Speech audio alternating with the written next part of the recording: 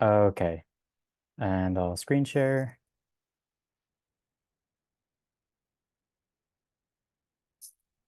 Okay, and everyone can see my screen and hear me all right? Cool. Cool. Okay. So I started the slides. I didn't get very far on them. I'm reusing a template from from earlier, but slides are going to be cut off short today, but it's going to give us more time to, I guess, talk about the concepts in actual code. Like, I'll demonstrate some stuff in VS Code and just kind of wing it, and uh, you all can ask questions, and yeah, it'll be good. Okay, gonna present. Okay, so we're talking about a few kind of related but miscellaneous topics today. Composition, children, and useRef. And here's a more kind of detailed view of what we're talking about. This is the agenda, the topics today, and yeah. We're going to start by talking about declarative versus imperative React, or just coding in general. It's not a specific to React thing. It's just two different styles of coding. Um, we're going to talk about composition, which means making things reusable in a way. We're going to talk about children, which in React, that has to do with like um, components and child components and parent components. Um, children is special thing that you pass into a component. It's basically like props, but you're passing actual JSX into an element. Um, and then we're going to talk about useRef, which is another hook in React. It's similar to useState in a way. UseState, again, is for creating state variables. UseRef is a little bit like useState. There's some key differences, and the main thing that you'll use useRef for is for storing references to HTML tags or components. So you don't have to remember with React, we're trying to get away from using DOM methods. And so useRef is a way of storing a reference to an HTML tag without having to use DOM methods to access it. And you can also do other stuff with useRef. I might touch on it, but for now, the main thing is storing a DOM element in a useRef. Then I'm going to have a dedicated time for asking and answering questions. That doesn't mean you have to hold off on questions until then. It's kind of a reminder for myself at the end of my slides. I'm going to specifically, set aside some time for questions, and then I'll get into coding. We're going to work through this week's homework. And remember, I'm building a goose list. You are building a to-do list. I'm doing a goose list because it makes it a little harder to copy the code. And I want everyone to, learn the concepts and not be able to copy and paste. So we're going to work on my goose list app. And then we're going to have a discussion at the end. I mean, just throughout, lots of time for questions. And at the end, I'll have like a dedicated time for, if you want, you can screen share and I can help you troubleshoot your code if you want. Okay, so the first topic is declarative versus imperative code. So there's two styles of coding, declarative and imperative. You can kind of think of them as it's not like definitive either. It's not like a black and white. it's more of a spectrum. So your code can either be more in the declarative side or imperative side. And it's just kind of a quality of your code. Either it's more in one direction or more in the other direction. And so React, you try to write more declarative code than imperative. Declarative can be summarized as what you want your code to do. So your code will end up looking like, your function calls and all the like actual lines of code you write are hopefully going to read like English in a way that basically are just step by step what you want to have happen, versus imperative code. You're telling the computer what you want it to do and how you want it to do it. So with imperative code, it's a lot more, you're kind of showing all the details of how something needs to happen, versus with declarative code, you're saying, I want this to happen, and the details are kind of hidden. So you can think of declarative as being more the actual implementation details are encapsulated. They're like hidden away, so we don't have to know how things are actually implemented. We just want to make things happen. Imperative code is more like we actually tell the computer step-by-step instructions, all the details, exactly what we want it to do.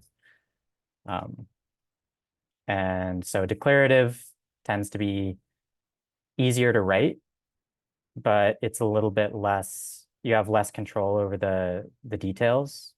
And imperative code, everything is all out there for you to see, and it's a lot to look at, but you have more fine-grained control. And there's a time and a place for both styles of coding. So here's an example of declarative versus imperative.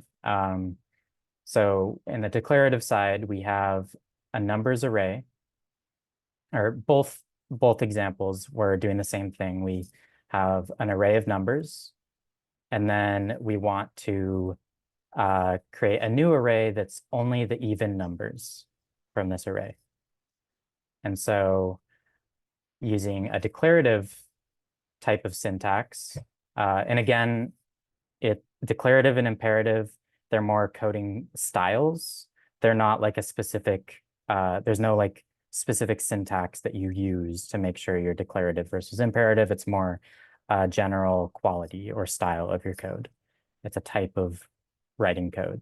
And there is one like caveat there, is that functional programming kind of tends to be more declarative, but that's not like a hard rule. So this is declarative. We have our numbers array, and then we want to get our even numbers. And so we call the filter method on our numbers array. So to get our evens, we say numbers.filter. And then in this filter method, we define a function that says, get a number, each number, and for every number in this array, if the number divided by 2 has, or this is the modulus operator, and it basically gets the remainder of a division. So we're saying number divided by 2, and then whatever is remaining. If whatever is remaining when you divide the number by 2, if that's 0. So for example, if the number was 1, 1 divided by 2 is 1/2. The remainder is not 0. 2 divided by 2 is 1.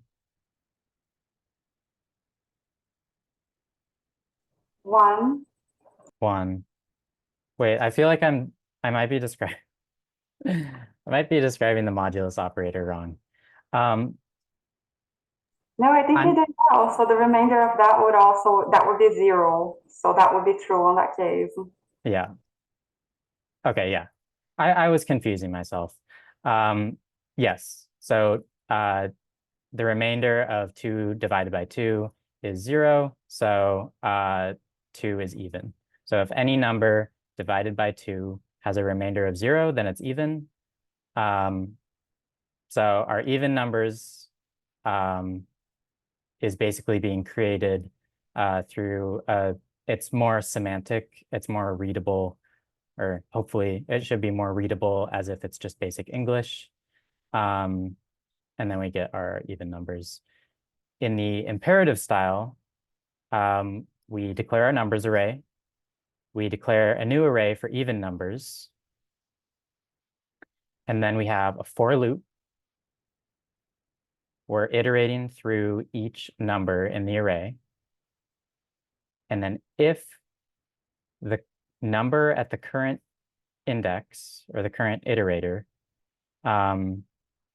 modulus 2 equals 0, so that same formula there for finding if something's even, then we push that number onto the even numbers array. And then at the end, we console log even numbers. So the reason this is imperative and this is declarative is because the filter is doing some stuff behind the scenes. It's doing the like actual loop for us. And so we don't have to write a loop. We don't have to write an if statement. We don't have to create a new array to push the new elements onto. It's really just take this, do this to it, get that, and move on. It's a little bit more, I guess it's less verbose.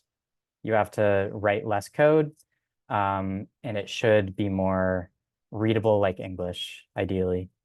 And so, yeah, it's something you just kind of get the feel for, imperative versus declarative.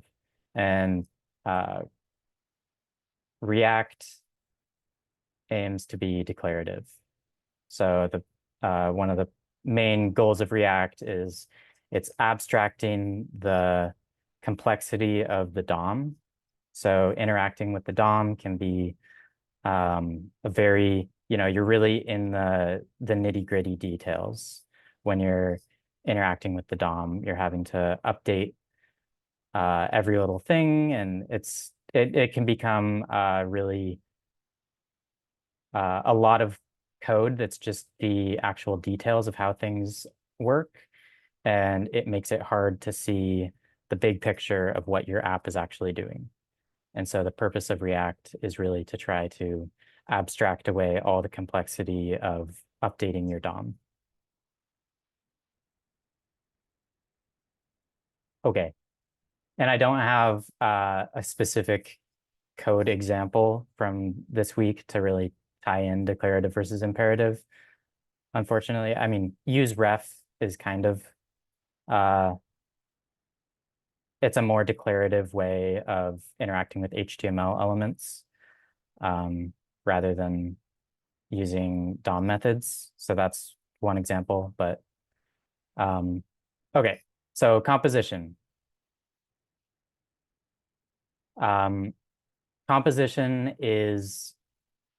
it's something in React, but it's also something in coding in general. And the idea of it is it's a design pattern where you're trying to make different parts of your app kind of their own isolated components, their own little units that can be combined together into an app or into a new, bigger component or something.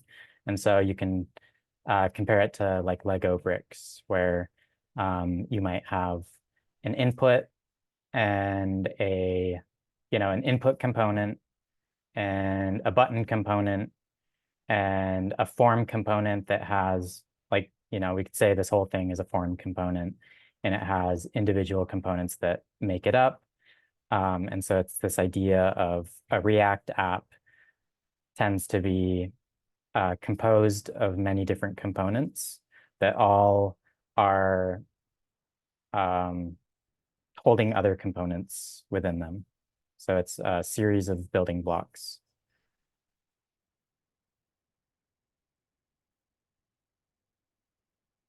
And so one way that we achieve composition is through props. Um, props are a way of basically making a single component more reusable. And so, a core feature of React is that we can reuse a component and hopefully make it as reusable as we can, to where you don't have to make 1,000 separate buttons on your page that are all separate HTML. You can refer to the same button component, or to do, or whatever it is. And so props are a way of, just like how how arguments make or parameters make a function reusable, props make components reusable. And then the next thing that is a topic that we're going to talk about next is children in React. Children is kind of the other thing besides props, the missing piece that allows you to really like reuse components and fit one component inside another. And I think my slides are about to end early before I didn't finish. So I can't remember if I actually have an example of this. Okay, I do. So this is, oh, and I even got this wrong. This is not actually, what it should look like is props, and then props dot children.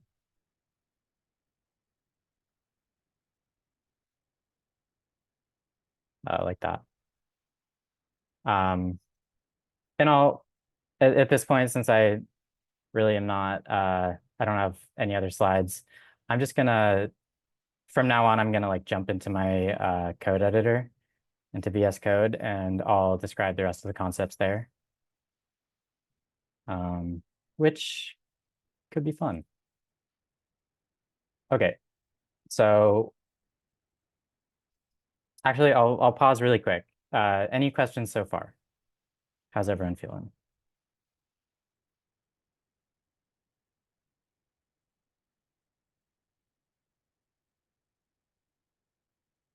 Things are making sense. Okay. Cool. Okay, so I'm gonna make, let's make a new component just to demonstrate some of these things. I'll make a component called, let's do button component, or .jsx. Okay, so I'm making a new JSX component in our React to-dos. And I'll just show you, I have the app running, but, oh wait, am I still screen sharing? I'm not, huh? Or am You I? are, I can see your I am. screen. Okay, Mhm. okay, okay. Here, I'll zoom in a little bit. So my app was running, but I'll just remind you how to start your app if it's not. npm run dev. And that starts your React app. You can copy this URL and paste it into your browser. So this is the Goose app that I've been working on. It's the same thing as the to-dos app, except it has geese instead of to-dos. And okay, so, and maybe I'll put it side by side with my code like that. Okay, so I'm making a new button component, and let's see, what was the concept I wanted to talk about? Children. Okay, so we're gonna make, actually, I don't think a button is the best way to demonstrate children. Let's do like a nav bar. Nav bar. So children are a way of passing one React component, or some JSX into another component. And so it allows a component to be kind of a container for some other arbitrary JSX that you pass in. And so anything that is going to take a children prop is typically going to be like thought of as a container. And so a navbar is a great thing to use as a container. So I'm going to do function navbar. I'm going to make a new component. I'm going to export it so I can use it throughout my app. And then I'm going to return, I'm just going to do the hello world version of a component. I'm just going to say, I'm going to do like a paragraph tag and just say, this is a nav bar. Okay. Now I'm going to render this nav bar through my app component. I'll just do it. Maybe I'll get rid of my goose list just for this demonstration. I'll comment all this out. So I'll select that, command backslash to comment it out. And then I'll go up here and I'll do navbar, and I want to import it. So I'll make it into that, a component, and then bring up my IntelliSense thing, and then navbar, and that does an import. You can see right there, I just added that. Okay. And we can see now this is a navbar. So this is my navbar component. It doesn't look like a navbar yet, but we at least know this component is rendering. So I'm going to go back to my navbar. And if I change it, it should update. Yep. Okay, so what should a navbar have in it? Well, it could be a div. And inside it, we could have, well, you could have your company's logo. You could have some navigation links, some other random stuff. We don't really know. And to make this component as reusable as we can, let's let whoever's calling this, whatever component is calling this navbar, and actually like rendering it to the screen, or like, let's see, in my app.jsx, I'm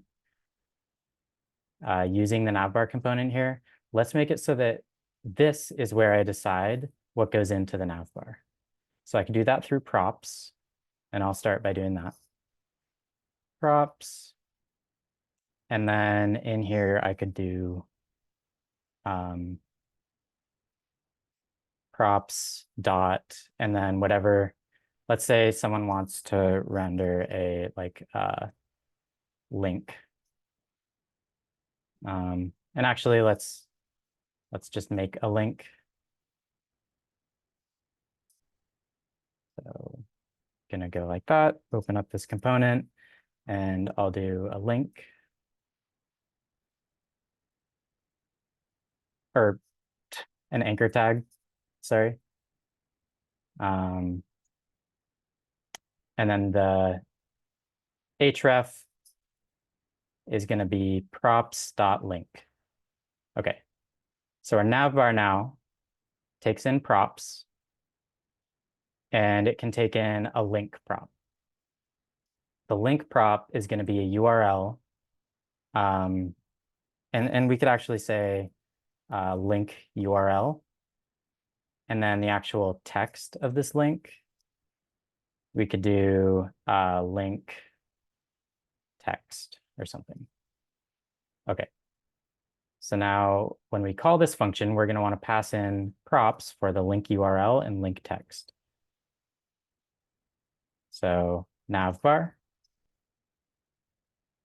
link URL equals, and I'm just going to say, actually, I don't need curly braces there because it's just a string. I'll put like example.com.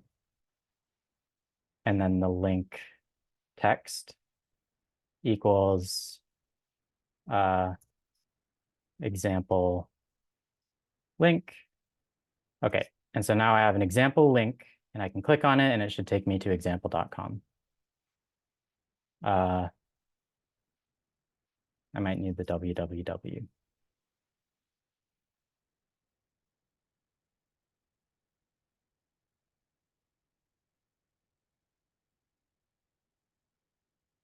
I might have forgotten how links work. Maybe you need http:// or https:// before the www. Yeah, good thought. http:// Okay. I bet that was it. I bet you're right. Yep, there we go. Okay. And if you didn't know, example.com is an actual website. This domain is used for illustrative examples in documents. You may use this domain in literature without prior coordinating or asking permission. It's an example website for anyone to use. Okay, so our nav bar now allows us to pass in information for a nav link. But what if we want an arbitrary number of links that we send in? And what if we want an image too? You know, like if I were to go to any other website that has a nav bar, let's go with W3 Schools. This top part right here is the nav bar. So we have a search, we have the theme, dark or light. We have all this stuff up here. What if we want our nav bar component to be able to like be the container that has all this stuff in it, but we don't want to have a specific prop for all that stuff? Because if we were to do that right now with the way that we are currently doing it, we'd have to have a new prop for every single one of those things. And that's not very reusable. That kind of locks you into a specific, type of nav bar. And so let's take advantage of the children prop now. And I'll show you how to do that. So props by default has any of your props that you create and pass in like that.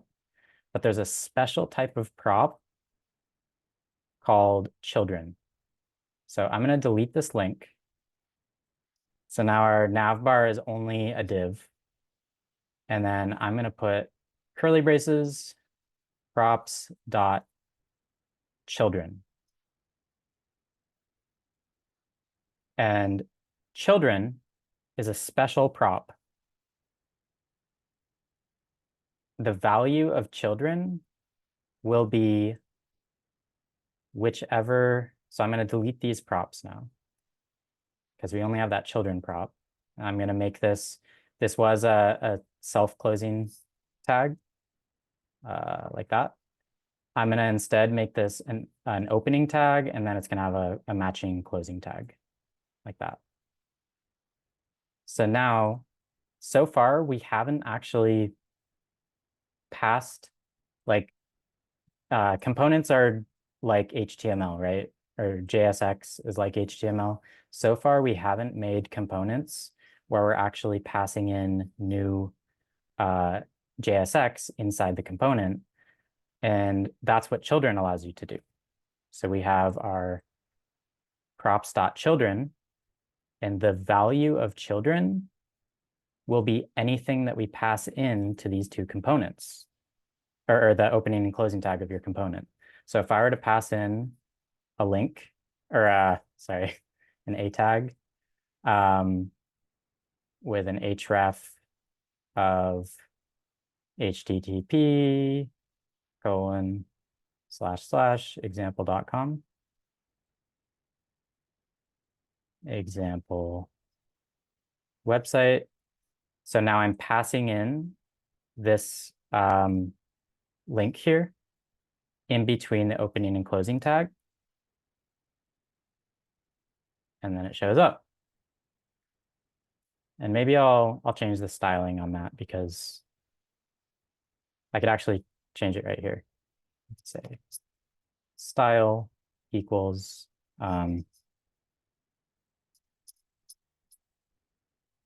color white, or maybe not.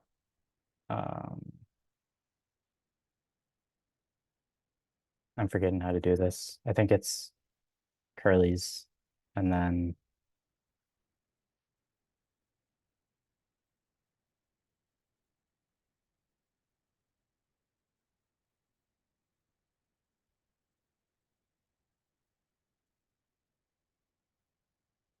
there it is. Okay. Style takes in an object. And so the first set of curly braces are to, and this is like inline styles for regular HTML. The first set of curly braces is to escape so you can write some expressions, some JavaScript expressions. And then the inner curly braces are creating an object. And the object is a set of styles. So I could say color white, and then I could do font size. And you have to use camel case when you're doing styles like this. I don't know why I'm sure. This is just like a bonus extra if you want to see how to do inline styles. Font size, and then I can pass in like 2 rem or 3 rem. Okay. Inline styles. That's how you do it in JavaScript or in React and JSX.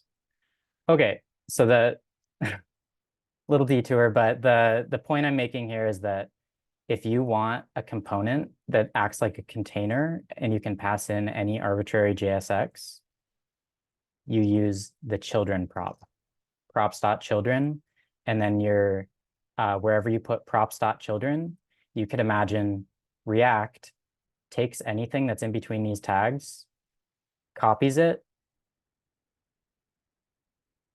and pastes it like that. It just copies it and pastes it right there. So anything in children is actually populated with whatever's in between these opening and closing tags. So children allows you to make a container component, and that's part of composition.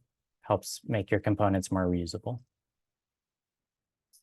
And then I can pass in other things too. Like if I wanted other JSX here, I could pass in, an image. I'll do an image really quick. And I actually have a folder of geese. You might have seen them floating around the screen. Alt goose. And this is actually gonna, we're supposed to actually have like a React fragment like that, I think.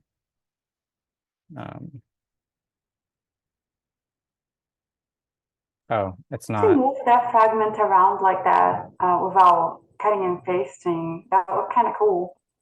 Oh, yeah. If you press and hold Option or Alt, and then you press the up or down arrows, it'll move whatever line you're on and move other lines like above or below. Oh, So, that's interesting. like this line here, I can move it up or down, and it'll actually, yeah. Wow, yeah, that's really cool. Yeah. Can I interrupt and ask a question? Sure.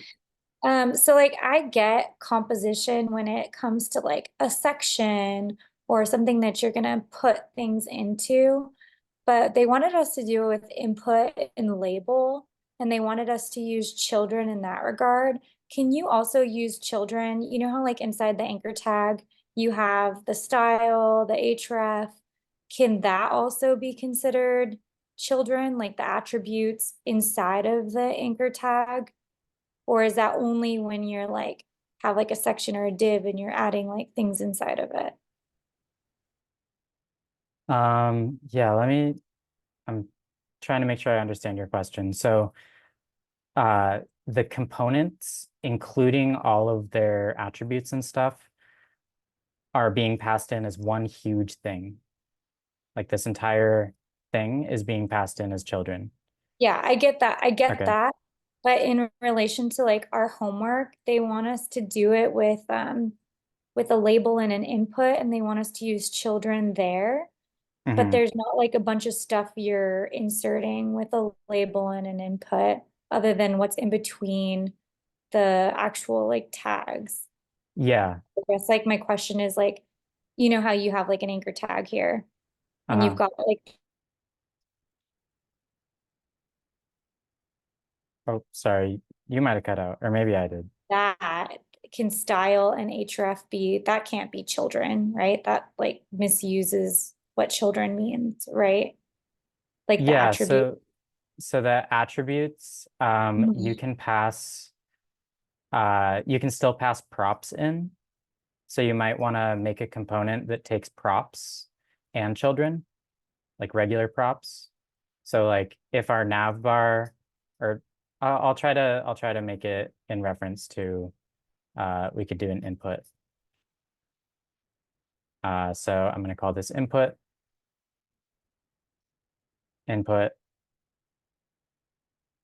Um, and so we could have an input, and the input takes in, let's see, I'll make that an input. And then I could have like a type equals. And so how do we get the certain type for this input? Because type can be like button, checkbox, email, different types of inputs. This is default HTML stuff. If we want that to be passed in also, we could do props.button, or I mean props.type. So I could say props.type. So now props is going to have our children, which are JSX that are passed in between the opening and closing tag. And then it's going to have a normal prop, which is passed in like an attribute for type. Is that, I'm not sure if I'm answering your question right. No, that works. That works. And Yeah, so to I would, pass that in, I would say type equals, or actually it's not called navbar anymore, it's called input. But I would pass in that, and then I would say type equals button.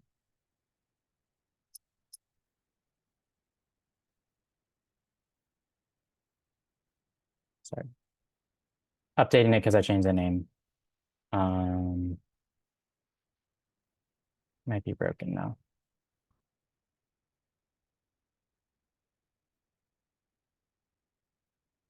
Input.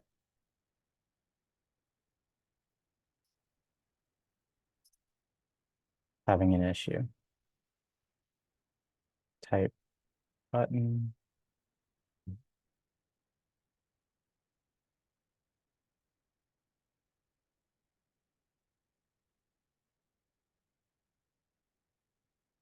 Sorry, I'm not sure what went wrong.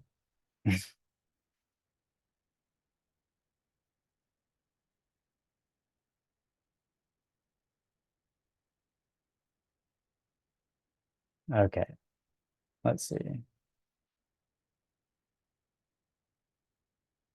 The above error. There was no above error. Input line 18.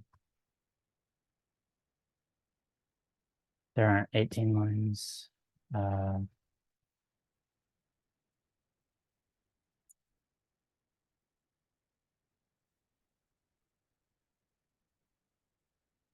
don't know what I did wrong. Let me delete that, see if that fixes it.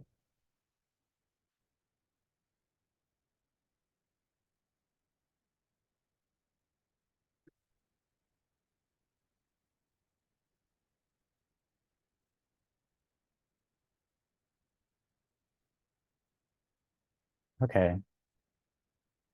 I don't know what that was, but we're back. Sorry, a little random debugging session. Okay. Yeah, I'm gonna delete that file and never come back. I don't know what went wrong. Um, so I'm hoping that if that didn't clarify it, like you can still pass in normal props along with children. I'm I'm trying to understand what it was that like how to understand the question, right? But it might be that when I go through this, you'll see, because I'm going to go through the homework, and so maybe that'll help answer your question. If not, then let me know at the end, and I'll try to help you out. Okay, so that was children, and then there's one other concept that I want to explain, which is useRef. So I'm going to make a new component. Actually, how about I just start doing the homework, and then I'll explain the concepts when I get to them. Otherwise, I'm going to go on a tangent, probably. Okay. So let's start. So the first part of this assignment is creating a reusable input with a label component.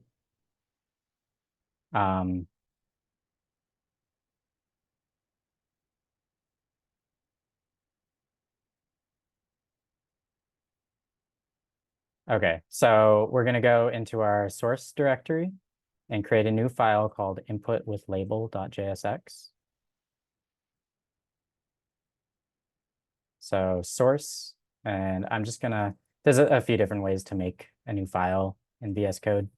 I'm just gonna right click and do new folder. I'm gonna paste that input with label.jsx. Oh wait, we're not doing a folder, sorry. New file, input with label.jsx. Okay, so this is gonna have a new component in it.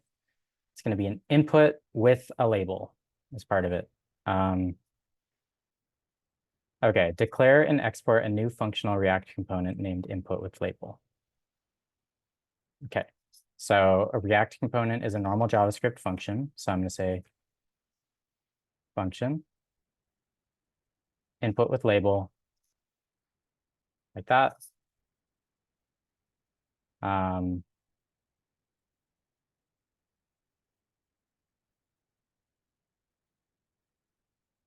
don't know what that's about, but it kind of gives you warnings when you're writing stuff if you haven't used the stuff that you wrote already. But of course, you haven't used your function yet. You just started writing it.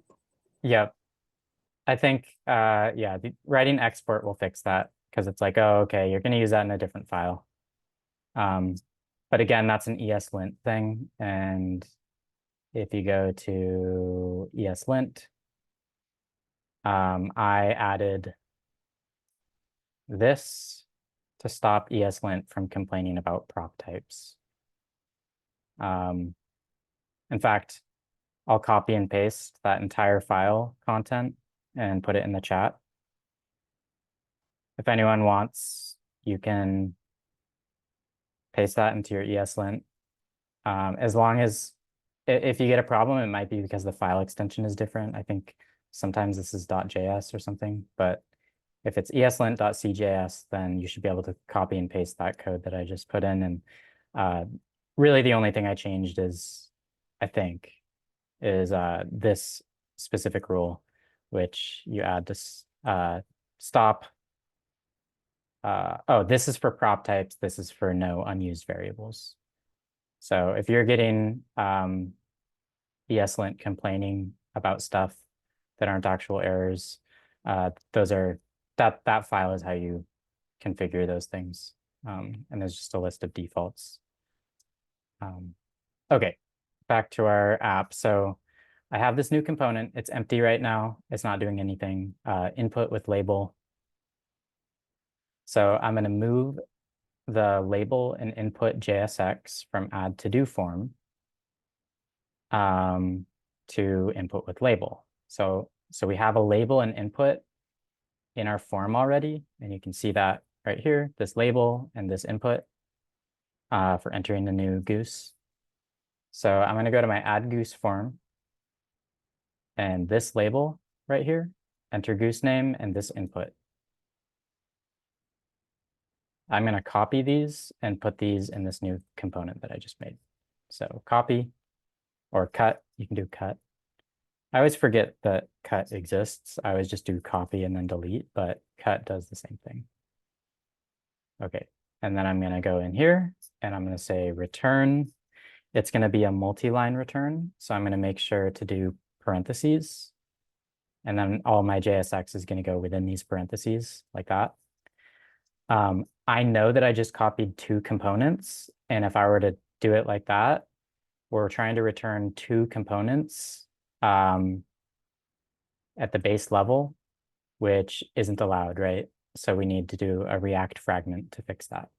So the way I'll do that is make a fragment like that,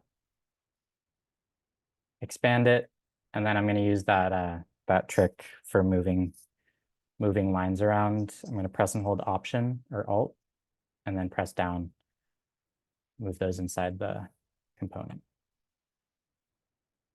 And then I have prettier, which makes sure it's all formatted right. Okay, this is my new component. It's an input with a label input. It's giving me some errors because where we copy and pasted it from, this add goose form, we had access to these variables and now we don't anymore. So we're going to need to pass in some props with these. But let's go back to our the assignment and make sure that we're doing all this in order. So we copied the input and label elements from add goose form. We pasted the elements we copied. We used a React fragment. Add props as a parameter in the input with label function. Okay, so we're gonna use React props here. So I'm gonna put props right there. Update to-do title and handle title change references to come from props. Okay, so this is referring to those two variables that we're getting squigglies on. We haven't passed in these variables from props yet, but we're just gonna imagine that we're gonna say props dot goose title and props dot handle title change. So this is the value of the input, and this is updating the state variable when we type into the input. This is a function right here. And we need to pass these things in wherever we're using this component. So just to verify, so we did that. And now we need to refactor add to-do form or add goose form to use new input with label component and pass in the necessary props. And then we're going to verify that the app still works. So I'm going to go back to my add goose form, and this is where I just copy and paste or deleted these two elements and put them into our new component. So I'm going to take those, or I'm going to take wherever those were, and I'm going to put in our new component, our input with label. Input with label. And then I have my IntelliSense do the import for me, which again, that's just the easier way of doing it. You can also just write it out, which it looks like this. That's the importing the component.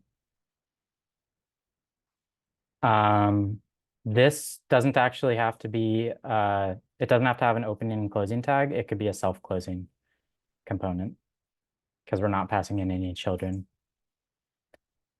I'm going to make sure that it still works.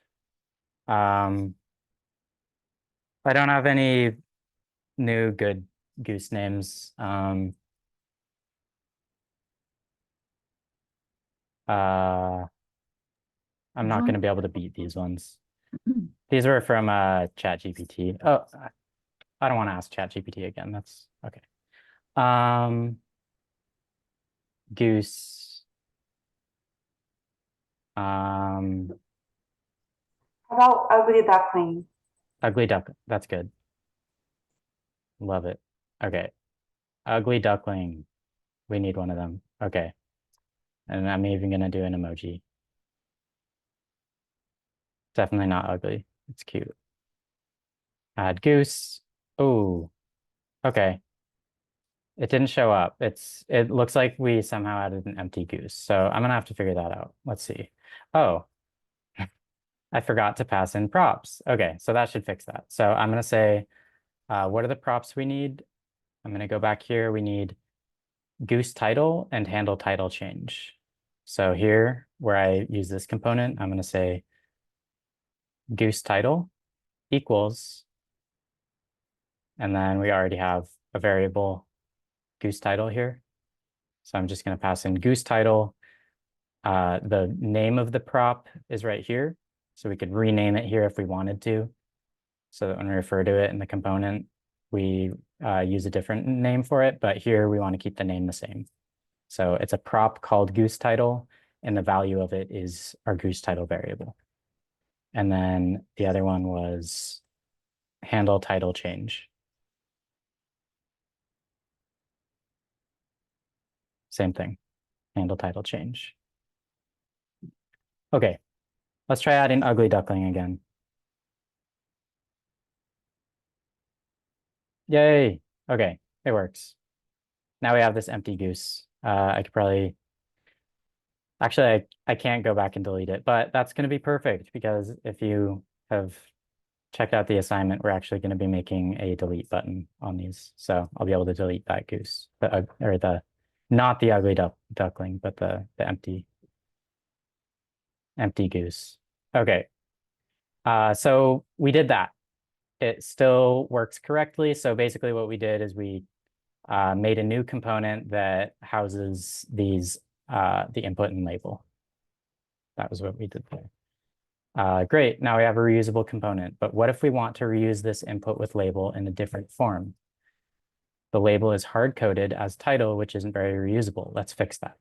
So what it's talking about is the label here has enter goose name, and this is hard-coded in, so anytime we use this component input with label, it's always gonna have the same enter goose name right here. And then the input is fine. The input's fine, but this label has this text that we're gonna want to be able to change through our parent component. So the label is hard-coded as title, which isn't very reusable. Let's fix that. It says title. For me, I don't have title. I have enter goose name, but you might have that. Okay, so I'm going to go back into this new component, replace the text inside the label element with a new props variable named label. Okay, so this I'm going to delete, and I'm going to say props dot label. So new props. And then I'm going to open my to-do form, which is where I'm calling this component. And I'm going to pass in a label prop with a value of title. So I'm going to go back to my add goose form, where I'm calling this new component I just made. And I'm going to pass in a label prop. Label equals, well, it says title. I'm going to say add a goose. So now add a goose on the label right there. So basically we just made it so that the label is now not hard-coded. It's passed in as a prop, which makes it more reusable and fun. Okay, so we can look at it, verify the form still works correctly. And yeah, I did. Okay, so I'm gonna do a commit. And what I've been liking recently is just copying this right here, and then that's my commit message. So I'm just gonna go back here, and this terminal is running my server. So I'm gonna go to a different terminal, and I'm gonna say git add -a. You can also do git add dot. They do mostly the same thing. Git commit -m, and I'm going to paste that, create reusable input with label component. Perfect. Okay, just saving my progress right there. Okay, next step. Or wait, do I have any? Let's see. I have one thing in chat. Okay, someone had to go. That's fine. Okay, so next step, refactor the input label to use component composition. So this is where we're going to actually use children, which is great. It's I don't actually I don't know if this is the best use case for it, but it works fine. So we're going to replace the label prop with children so that any child nodes are used as the label text. So in this input with label component, where I have props.label here, I'm going to put props.children instead. And remember, children is part of props, but it's a special prop that when you pass in any JSX through the opening and closing tag of your component, those come through the children prop.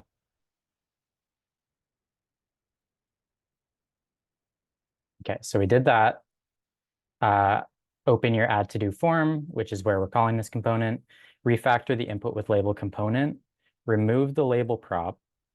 Change the component to have an open close tag instead of being self-closing, and pass in the text title instead of the component tags.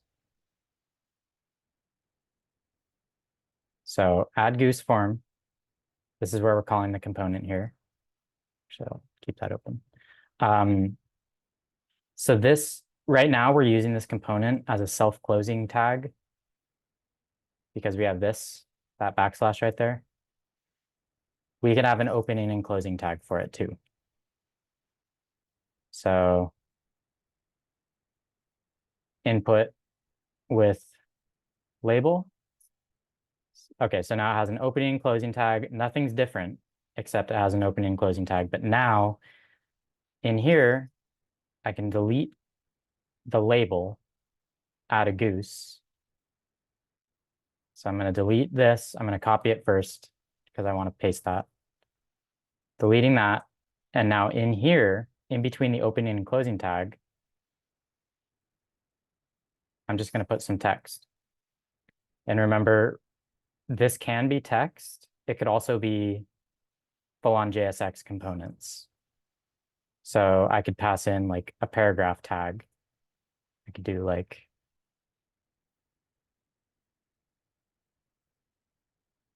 a paragraph tag with add a goose inside of it. I could do a bunch of them.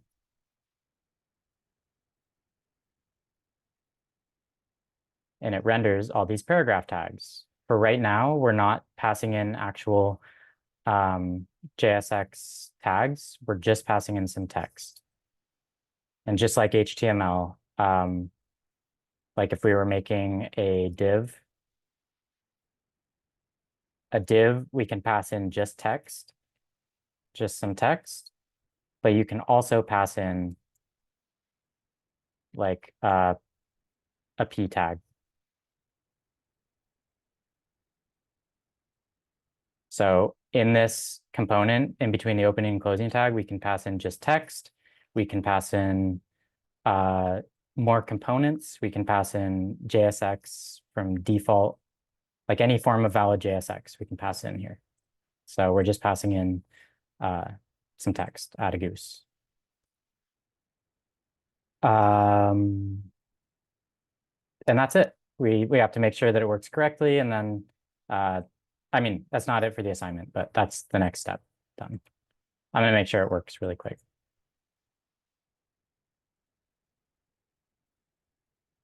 Oh, I need a new goose name. Any suggestions for goose names? Johnny Depp. Johnny Depp? Okay.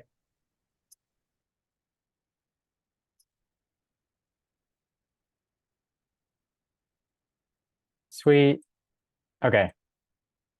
So everything still works. And now we got some new geese. because everything's stored in local storage, I can reload my app and they stick around. So we're doing good. We used component composition, the children props.children, to render some JSX that we pass through the opening and closing tag. So cool. Now I'll do another git commit, and then we'll move on to adding autofocus. And then during that, we'll talk about useRef. So I'm going to do git add -a, git commit -m, paste that, refactor input with label to use component composition. Cool. Okay. Any questions so far, by the way?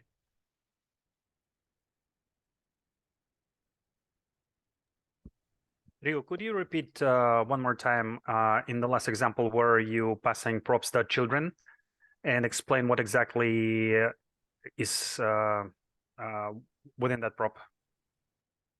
Yep. So how about I do like a new, very simple example? I'll do container.jsx. So I'll do export function container. And I'll say return div props.children. And then pass in props. So this is a component where all it is it's a div with the children prop being rendered inside of the div. And now when I use that container, I'll just go to like my app.jsx. I'll say container. Can I ask a question? When we use the syntax is props.children, basically it's the same as passing through the whole object with all the props inside? It's not. So it's not props. When you pass in props, they're like attributes like this, like title equals blah. This would come through as a normal regular prop. Children come through right here.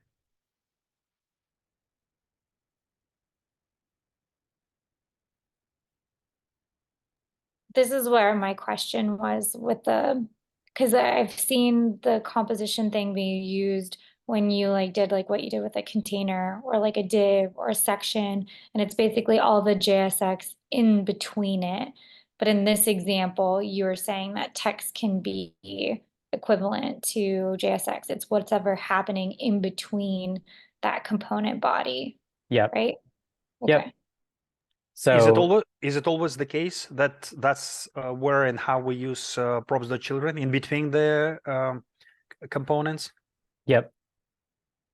So children, props.children is a special prop.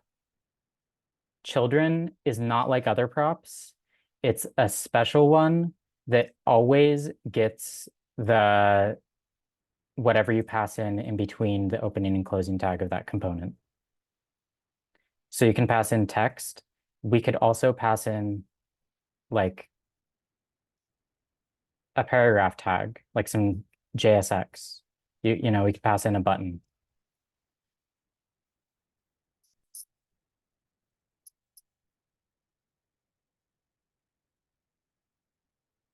So that it means that in some cases you could use props dot something and props.children together? Yep. And I'll show you how we do that right here. So remember what this looks like. This is a container. This is a component that I made where we're passing in some, it has an opening and closing tag, and inside of those, we're passing in some children. Then we're also passing in a prop like the way we're used to, which is like an HTML attribute called title. And the way we access title inside the component is we do in here, in this container, I'm going to do, let's make this a multi-line return. Let's wrap everything in a React fragment. That. You make it a multi-line return so quickly, like you just wrapped the code with something and then it added the parentheses for you. How did you do that? So I selected this whole thing, and if you select something and then do an opening parenthesis, it does opening and closing around the selection. Oh, that's neat. And then I press enter. I go to the end of the line, press enter, so that the parentheses are separated from this line. Now I can move this line separate, which is what I want because I'm about to do a React fragment. I'm going to open the React fragment, go down here, and pull that into the React fragment. Very cool. It's just like out of habit. I've just done it so many times. There's probably better ways to do it. Like there's one way to do it where you can, if I wanted to wrap this in a React fragment, if you do Command Shift P, that brings up your command palette. I have mine under a different hotkey, but doesn't matter. So command palette, and then you can do emit wrap with abbreviation. And now whatever I put here, it'll wrap my tag in that tag. So I can do like P, and now it wraps it in the P tag.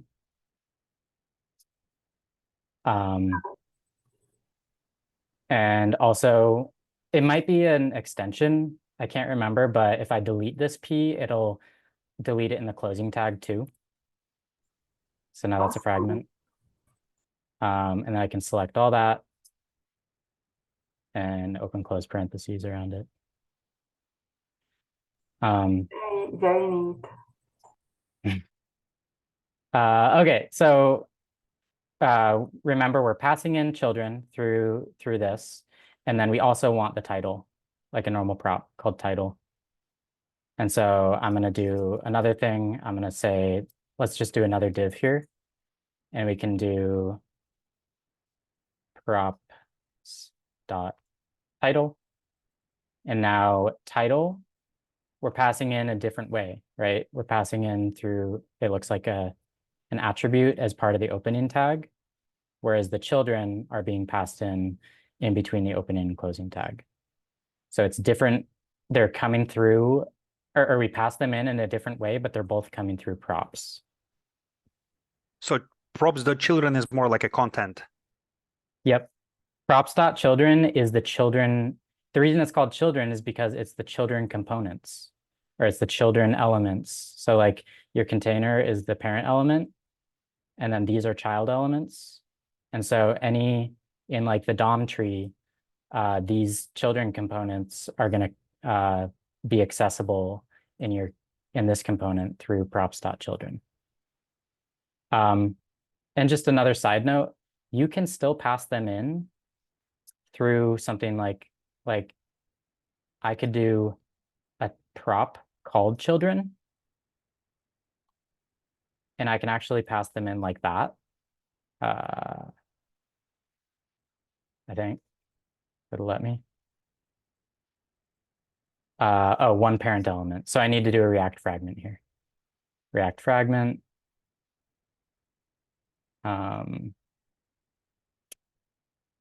Do not pass children as props. Instead use, nest children between the opening and closing tags. So this is not a real React error. This is an ESLint error. This still works. It's not recommended because of like a style choice, but you can do the same. You can do this. It doesn't look as good, but it still works. So here I'm passing in the paragraph and that button, hello.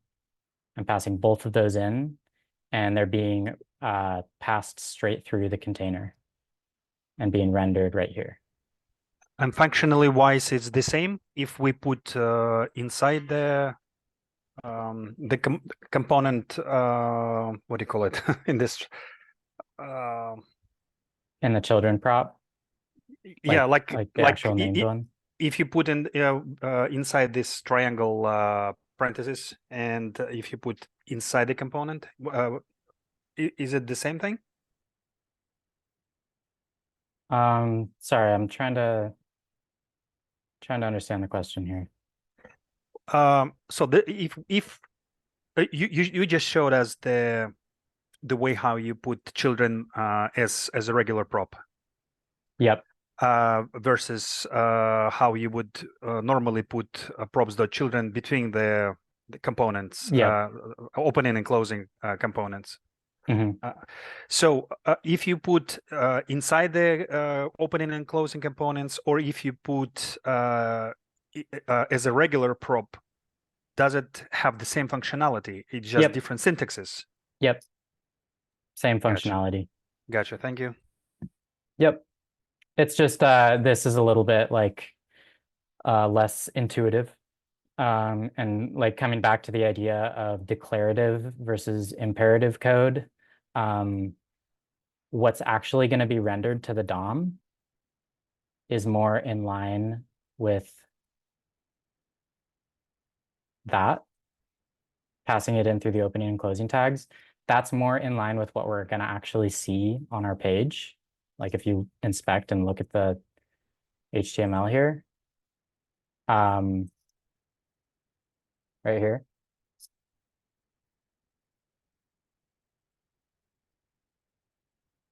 If you pass it in through the children prop, it does the same thing. It's just a little bit less intuitive. So it's different styles of doing the same thing, but this is the recommended way. And you could see that was why I was getting that error before, is it's not like an actual error. It's just like a style choice. It's better to do it this way for clarity. Good question though. And in the book, I don't even know if they tell you how to pass in children through the children, like the actual named, like through that. I don't even know if they mention it in the book. That's something that like it's not recommended to do. It's just for your information, you can do that. Okay. So we did that.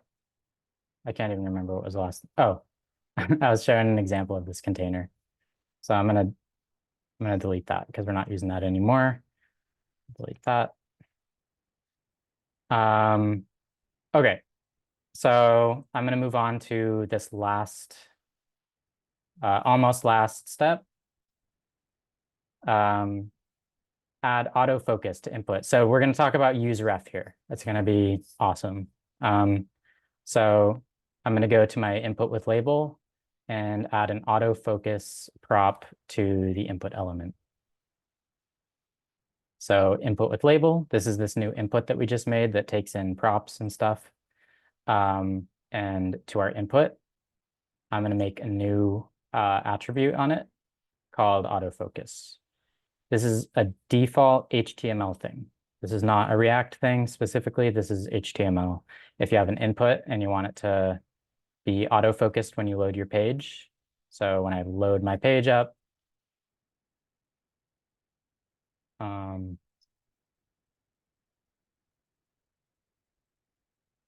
I still have this in there. Okay, I load my page up. It automatically focuses the input and I can type.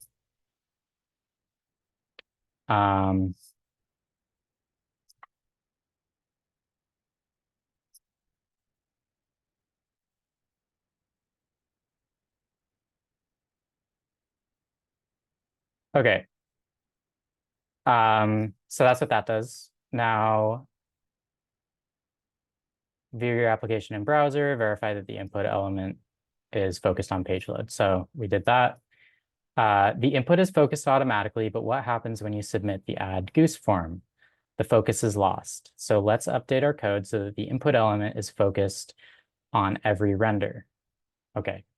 So when this to-do, or when this input, when we submit a new goose, we lose focus. And we want it so that every single render, like when we submit or when we change this input, and it re-renders every time we change it, we want it to always have the focus. So we're going to make it not lose the focus when we enter a new goose. And we're going to do that by using the useRef hook. Create an imperative ref named input. I don't know why they use this terminology. I literally can't explain that. Doesn't make any sense to me, but if anyone knows, feel free to let me know. But okay, useRef. So useRef allows you to have, so normally in React so far, we haven't been if we want access to an HTML element,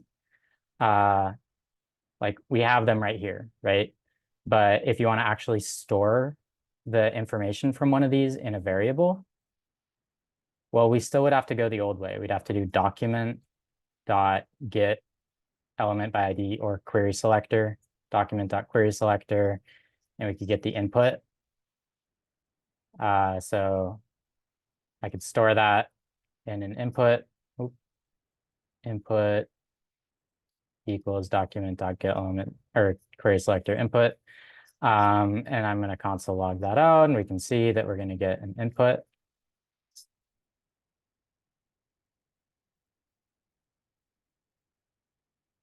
I've been getting this error, and I haven't figured out what's causing that yet. I guess it's a local storage thing. I don't know. I'm going to ignore it.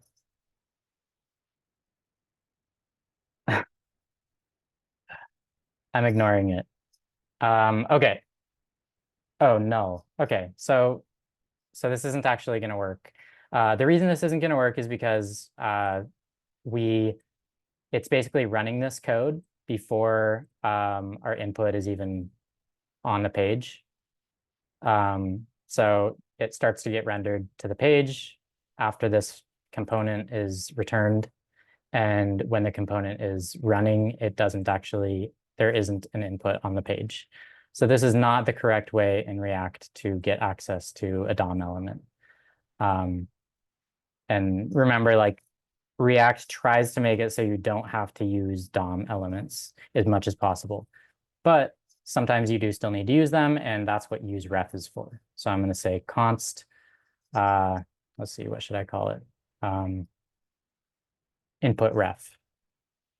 So I'm going to say const input ref equals useRef, which is a function. It's a React hook. So I'm going to import it from React.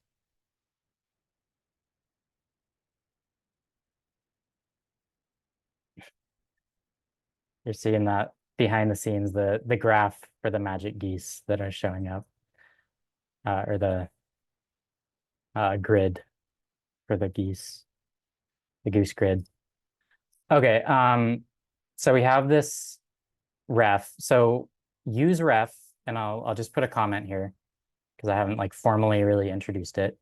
useRef can store, can be used to store DOM elements in a variable. Or how about in state? It's not a regular variable, it's React state, which React state makes sure that it doesn't reset after every render cycle. So after this component gets re-rendered, because remember in React, components just get re-rendered all the time when things change. State is a way of persisting some data throughout the re-renders. And so useRef is a way of storing. It's similar to useState in that it allows us to store a variable that doesn't get reset when your component reloads. But the difference between this and useState is anything we put in a useRef in this input ref here, or we're calling it input ref, but whatever we get returned from useRef, whatever is in this variable here, it won't be reset when this component reloads, unlike a normal variable. But unlike useState, it won't cause re-renders. So unlike variables from useState, refs don't cause re-renders. I don't know if re-renders is spelled like, yeah, re-renders. That's kind of the theory behind them, how to actually use them.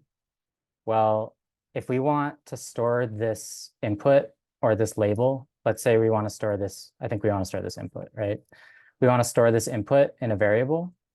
I'm going to say ref equals input ref. So there's a variable right here, input ref. If we, and this is a special prop or a special attribute on JSX elements. Any JSX element, you can say ref equals, and then set it to a variable from useRef. So now this reference is being linked to this element.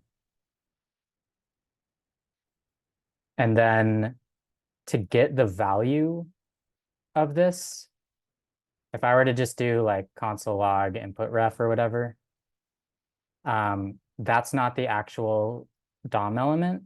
What's going to be the DOM element is dot current. That will store the input element in it. So there's a property called dot current, and that makes sense because we're doing all these re-renders. The value of this input is going to be changing. That means the ref needs to be updated with the current updated version of the input. So we say input ref dot current to kind of indicate this is the current value of it in the like render cycle. If I just did it right like this, this console log, actually as we change the input, it should, let's see. The errors might be caused by my extensions, my browser extensions. I usually use an incognito tab, but I want things stored in local storage. And the incognito tab will not persist my stuff that's in local storage. So the geese would be disappearing, which I don't want. I'm going to clear that, and I'm going to get rid of errors and warnings. I'm going to have to remember to. Okay, so now when I type into this input, it's actually going to re-render the input every time I type. And then that console log right here. So this whole thing is going to be re-rendered every time I type into the input because it's using some state that causes it to re-render. And then every time it re-renders, our input ref dot current is going to be the updated value of it. So it's logging out the input ref dot current right here. And you can see the value is even being updated. So it was ds, ds, dsf, dsfs. So as I'm typing, it's actually updating what's in the reference. Cool. Okay. I think that's the majority of what we need to know about references in general, but back to the assignment. So we're going to actually use a useEffect hook. And the useEffect hook will make sure that we only run the, let's see, find a useEffect without a dependency list. So if it doesn't have a dependency list, it'll only run once. I'm going to have to look at it once it's done to remember why they want us to do this. So I'm going to make a useEffect. useEffect takes in a function So as the first parameter, I'm going to do an arrow function like that, comma, and then the dependency list. It's a really weird syntax, but that's just the way it is. The dependency list is whatever variable, or if it's state in here. If we have React state, then we want to pass the state variables into this dependency list so that the function, this callback function, will rerun anytime the state in this dependency list changes. An empty dependency list means run this useEffect function once and when the component loads, and then never again for the reloads. So when this component loads again, it won't run this again. So that's an empty dependency list. It says without a dependency list. I don't update our code so the input element is focused on every render. Okay, every render, that does actually mean they don't want a dependency list, I think. If you don't have a dependency list at all, then this will run the function on every single render. I'm pretty sure. I had it like this and it was working fine for me. Sorry, I can't explain right now, but I'll hopefully by the end of this be able to go more in depth about why I'm doing it that way. Okay, so define a use effect without a dependency list inside the side effect handler function. So this is the callback function inside the use effect. They want us to refer to this input ref dot current, and they want us to call focus on the input ref dot current. Basically, what that means is our input ref dot current is storing this HTML element, right? And the way to focus, or there's one way you can do autofocus, which will make it autofocus at the beginning of the page load. And then if you just want to programmatically focus an HTML element, you can call dot focus, a method on it. So we're assuming that input ref dot current is going to be our input element, and we're calling focus on it. Okay.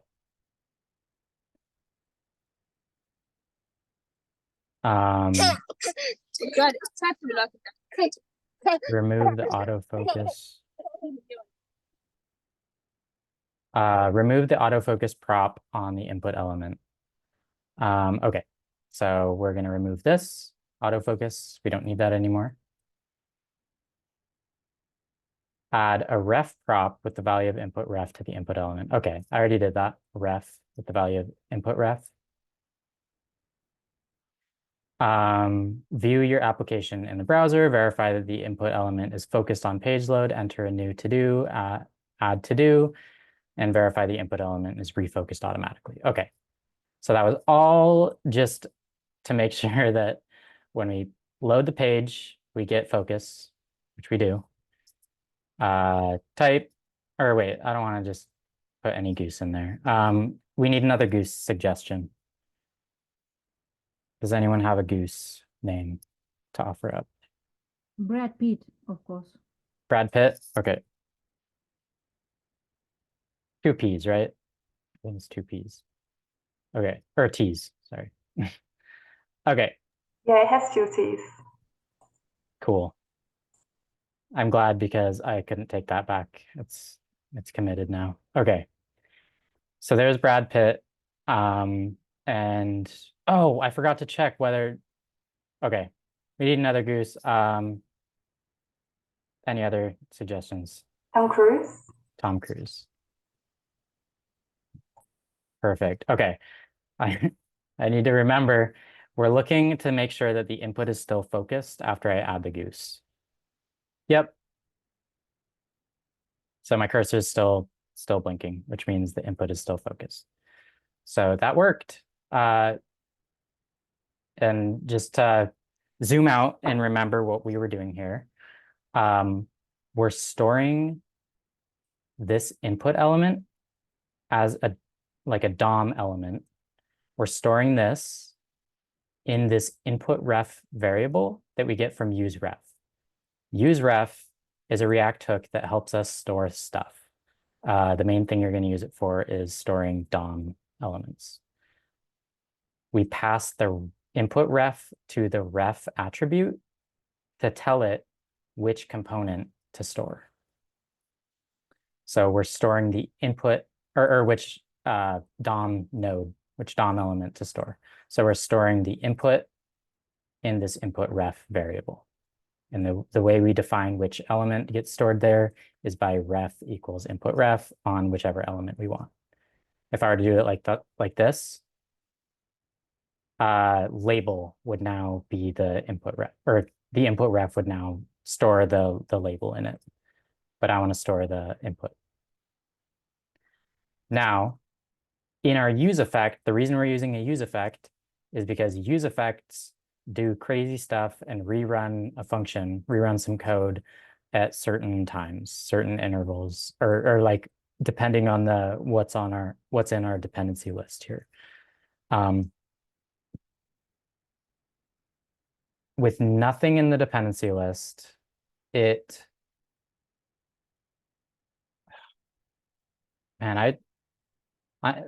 might be time to look it up. React use effect dependency list or dependency array. React has really good documentation, by the way. So I'm going to search dependency, removing unnecessary objects from dependencies. Okay. Optional dependencies. Okay, so it's optional, so you can or not have the dependency list. The list of all reactive values referenced inside of the setup code. Reactive values include props, state, and all other variables and functions declared directly inside your component body. If your linter is configured for React, it will verify that every reactive value is correctly specified as a dependency. The list of dependencies must have a constant number of items and be written in line like this. React will compare each dependency with its previous value. Okay. If you omit this argument, the effect will rerun after every re-render of the component. See the difference between passing an array of dependencies, an empty array, and no dependency. Okay, that's what we want. Can I ask Okay. a question? Yep. Can we also try to add goose with the button? Did you add with the return keyboard, right? Yep. Can you also try with the button? Because when I tried with the dependency empty array, it didn't Okay. focus. Yeah. That's a good point. That I'm probably wrong in adding the empty dependency array then. Okay. New Goose. Suggestions. Keanu Reeves. Keanu Reeves. Is that how you spell it? Doesn't matter actually. Okay. Okay, I'm gonna press the button. Oh, you're right. Yeah. Okay. So that doesn't work. It doesn't maintain focus when I click the button. So that means if I delete that, let's try it. This should rerun after every single render. So this should for sure work now. Okay. One more goose.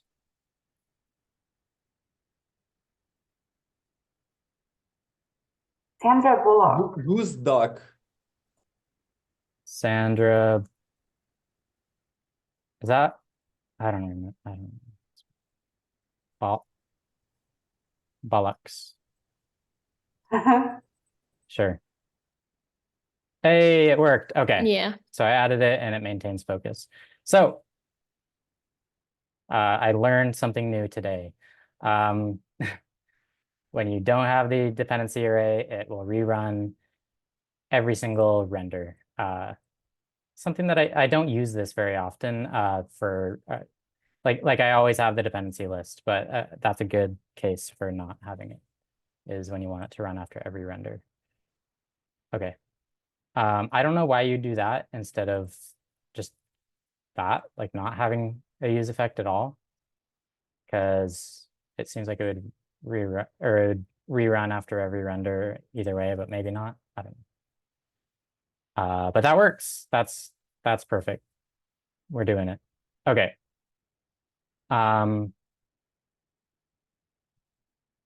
Okay, so I think we finished that. And do I have any questions on how any of that stuff worked? The reference or useRef and stuff.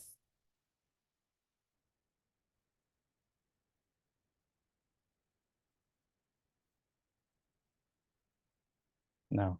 Okay. Cool. Okay, so the last step is adding a delete button, or a remove button, which is a whole other thing, but we're gonna power through.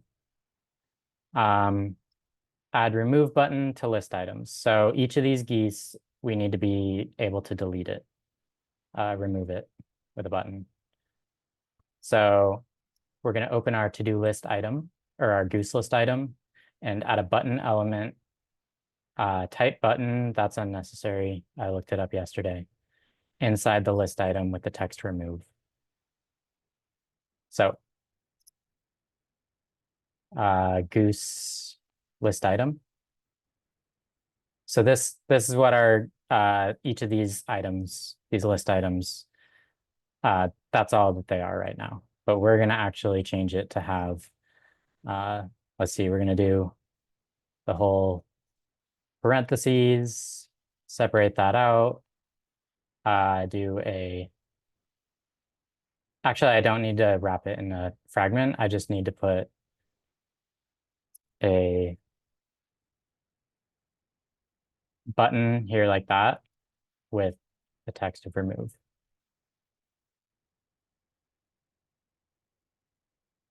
Okay.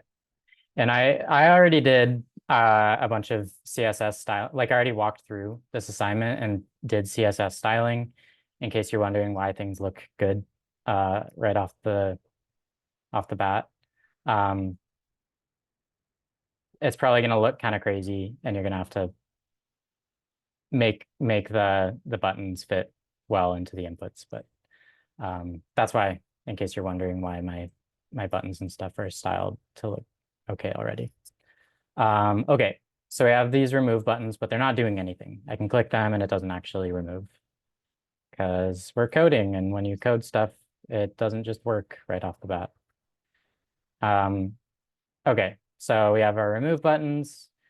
Then we're going to go into our app.jsx and define a new handler function named remove to do with a parameter of ID. Okay. So I'm going to go to my app.jsx. Full screen this.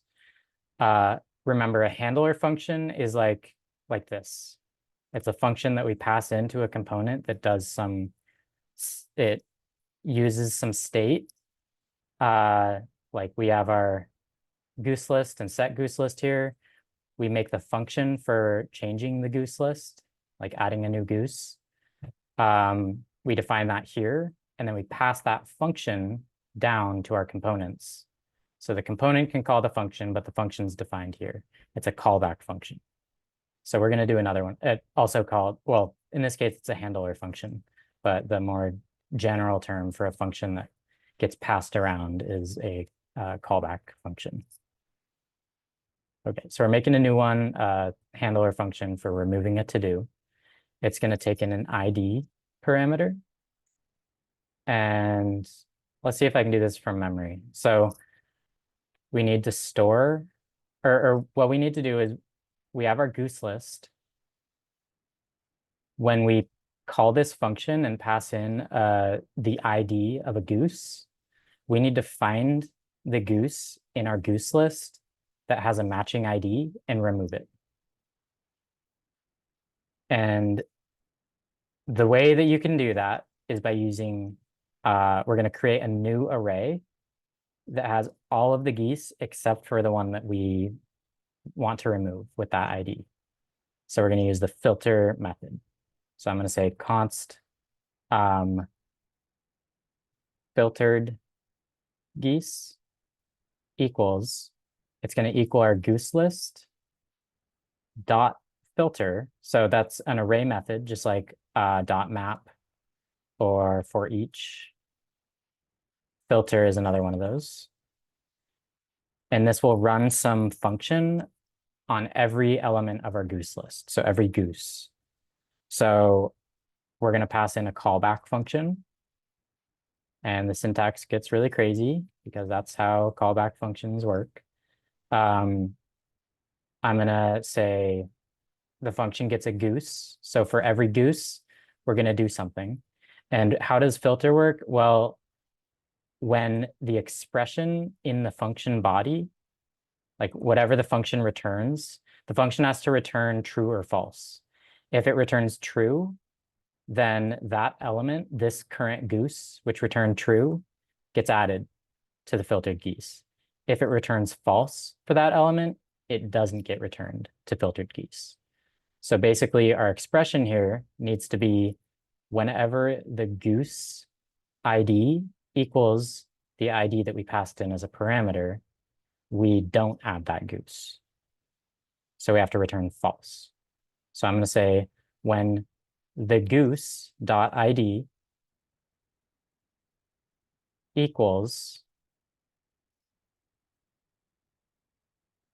ID, which is this ID that we're going to pass in. So when we call this function, we're going to pass in whichever goose that we're trying to remove, the ID of that goose.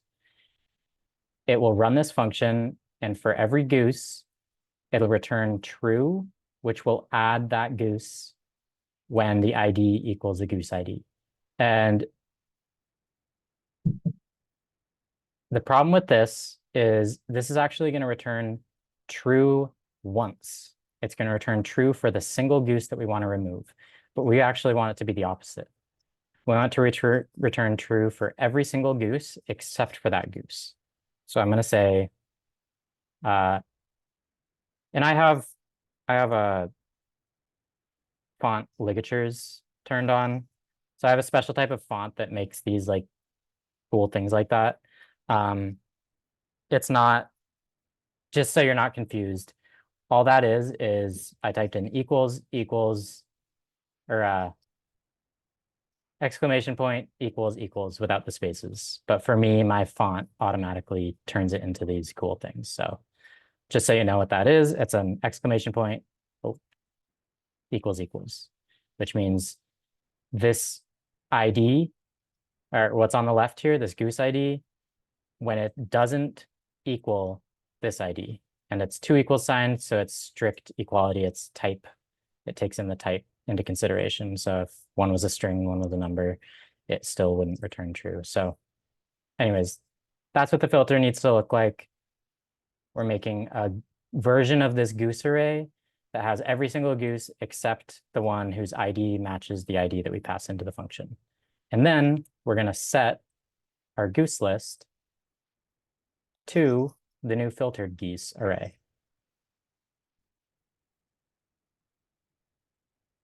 Set goose list to filtered geese. So this is going to have every single goose except for the one with that ID. That's one way to remove an element from an array, is you make a filter and it returns false for the single item that you want to remove. And then the new array that you get has every item but the one that you wanted to delete. And we're gonna have to make sure that works. We're gonna have to verify that I wrote all that right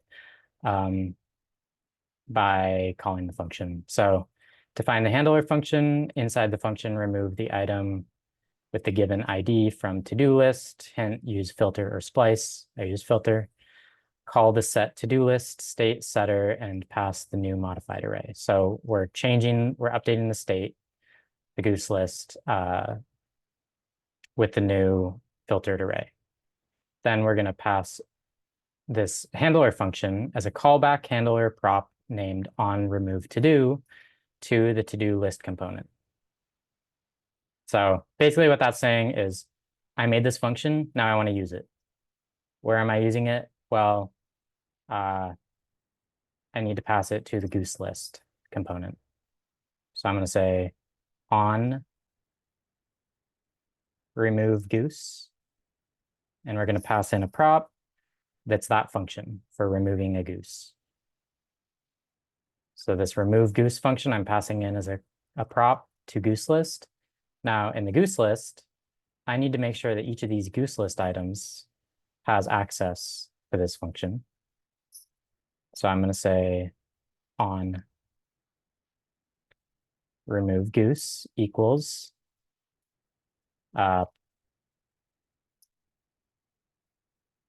goose. Wait. Oh, I'm doing a props destructuring right here. So if you remember, you can do props like that, or you can do the destructuring syntax, which is creating an object that pulls out the properties. So I added one property that I'm passing in called goose list, and then I'm passing in another one now called on remove goose, which is that new function that we can use to remove a goose. So I'm going to pass that function into each goose list item. In this, we're mapping through the goose list. Each goose list item is going to have a function for removing a goose. And then I'm going to go into my goose list item or let's make sure I'm doing this right. So pass on remove goose as a callback handler prop on remove goose to the goose list item component, open source goose list item.jsx. So in our goose list item, I'm going to have an on click prop to the button element and pass in a function that calls on remove to do with the current item ID as an argument. So now in our actual goose list item, we have this on remove goose. So on remove goose. So this function now, when I click this button, I want to call that function. So I'm going to do on click equals, and there's a couple ways to do it. We could have a new handler function right here, const, click handler, or like function click handler, and then I could call on remove goose like that, and I could pass in the click handler to on click. That's one way to do it. I'm actually going to use an arrow function here. This is the simpler or the more concise syntax here. So I don't have to make a separate handler. I'm going to pass in an arrow function like that. Arrow function passed into the on click, which calls on remove goose. The reason I'm doing that is because we need to also get the goose ID. We don't have the goose ID right now. We need to pass it in through props. So I'm going to do ID and prep for that. Now I need to actually make a new prop on goose list item. It didn't say to do this in the homework. I don't know if they were expecting you to do it in a different way or if that was an oversight. But I'm going to say ID equals goose.id. So now we're passing in the goose's ID to the goose list component or the goose list item. So now we have access to this ID, and I'm going to pass that into the on remove goose. Because remember, this function filters the goose array so that every goose that doesn't have this specific ID gets added. And the one goose that does have this ID gets removed. And that's how to do that.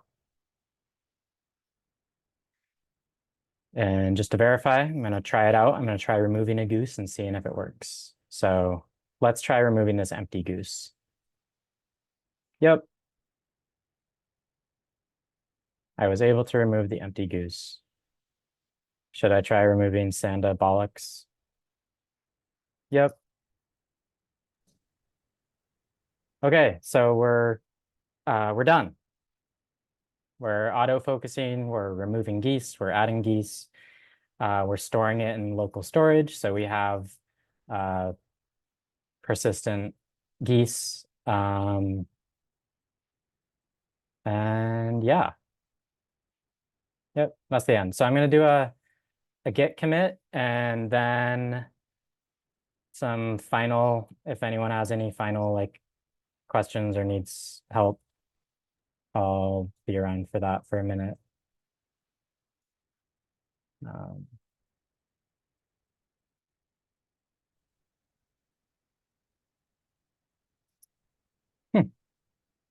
Does that work?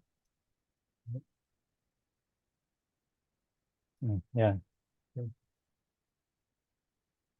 I guess what I copied into this git commit -m, the commit message, what I pasted in had some double quotes, and I was just curious because I was like, oh, it actually didn't, it still worked. It still did the commit message. Git is too smart I to know. do that in that way. Cool. Okay. How's everyone feeling? Any last thoughts or questions or need Is it more on your clarifying? GitHub? Can we reach the link of this project? I'll put this on a code sandbox, which you can go online and find. In fact, maybe I'll do that right now just so you can see how I do it. So I have my code sandbox. This is my, and there's a link to this, which I don't think the link changes every week. I repost it in the Slack every week, but I'll post it here for y'all in the chat. And I'll also make a post on Slack. So yeah, every lecture I do I post this with the updates so you can see all the code, and then I do I post the slides, and then I also post the recording. So yeah, you can see all that when it's over. So I'm gonna go in here and copy these updates. Maybe I'll just copy my whole source folder, copy, and then go to the source here. Or I'll just go here, paste, right? I can't paste. Okay. I think I can just drag it in actually. Source.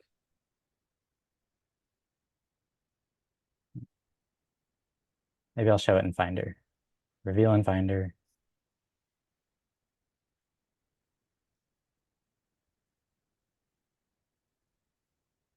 Do I want to replace it? I think so. Sure.